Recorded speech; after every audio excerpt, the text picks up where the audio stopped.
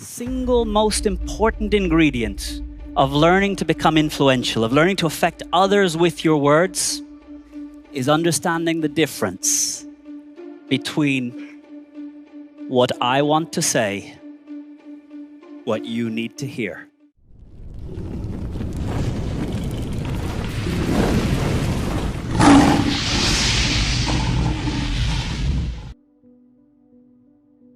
But I guarantee, when you arrive home tonight and the door opens into your house or your apartment, and as you walk through, your partner says, "You're late.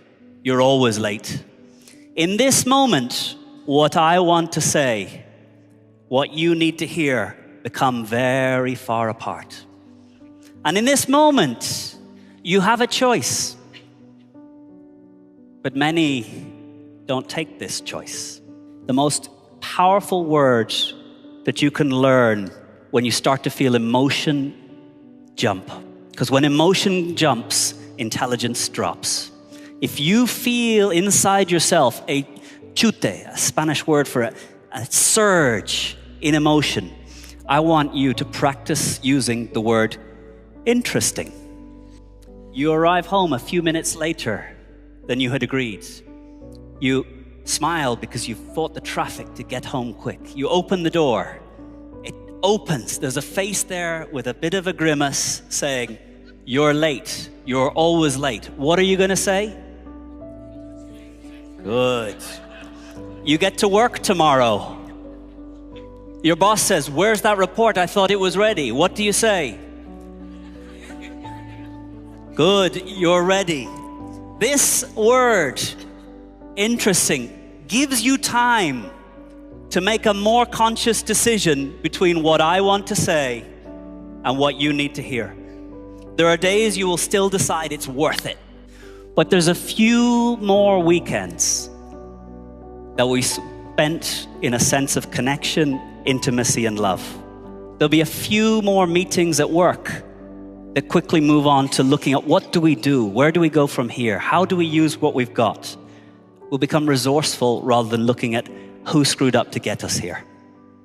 So my gift for you is the word interesting, to give you that moment of choice between what I want to say and what you need to hear. We're here to learn how to speak to move people to action.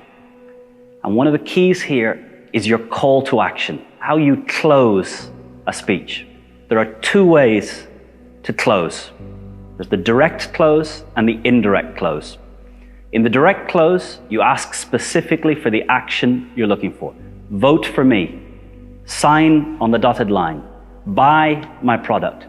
Visit our website. Those are the direct close.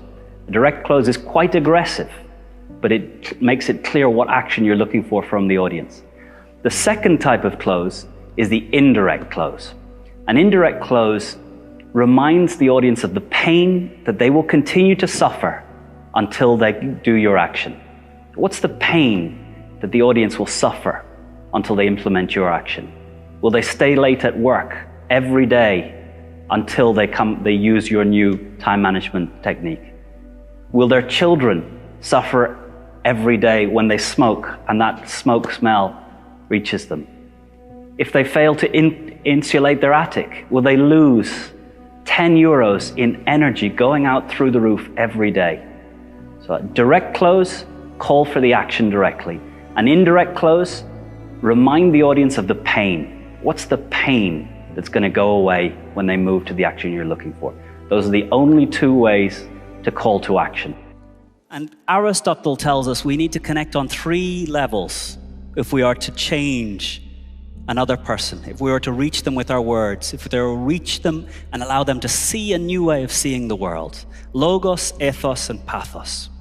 Logos is that my words make sense from your point of view. My argument starts from where you start. My beliefs start from what you believe. And the search for this point, the enthymeme, the point where my beliefs and your beliefs begin, is the most important part of Logos. Finding a point where we can begin. If you can find this point, you can build enormous, great monuments on top of it. If you never find this point, you're building monuments on sand. Ethos, trust, credibility. Why are you listening to me? What are the ingredients that allow you to decide it's worth listening to me here on this stage? Part of it has to do with reputation. You assume no one would have just let me walk in here and take the stage. There must be something that I've done. You could search on Google and find out, who is this guy? You could ask a friend, who is this guy? So one part of credibility is what they say about me, what Google says. It's very hard to run away from Google these days, which I hope is increasing transparency and the need to have lived a good life in order to be considered worthy of trust. But the second part is the way I speak, the way I look, the way I move. And all human beings are very good at seeing whether someone looks like they believe in what they say, looks like they care about what it is they're talking about, and looks into the audience seeking that your eyes are shining, showing that you're getting what I'm telling you. Logos, ethos.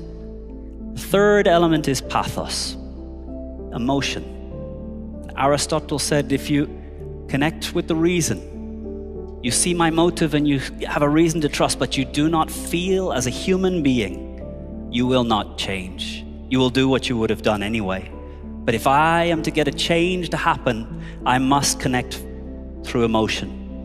And there's two ways that humans connect through emotion. One is story.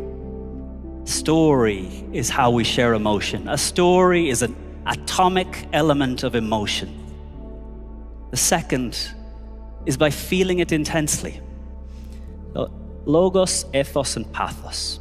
If you want to connect to another human being, you must find a way of connecting on these three levels. Logos, that your argument makes sense from their point of view. Ethos, they understand your motive, why it's important to you. Pathos, what do you feel? What do you want the other to feel about the messages that are important to you? About why it's good to be a moral leader and not greed-driven. And for the last 10 years, I've been teaching. And I teach how to be persuasive. And I think the single most important ingredient of learning to become influential, of learning to affect others with your words, is understanding the difference between what I want to say, what you need to hear.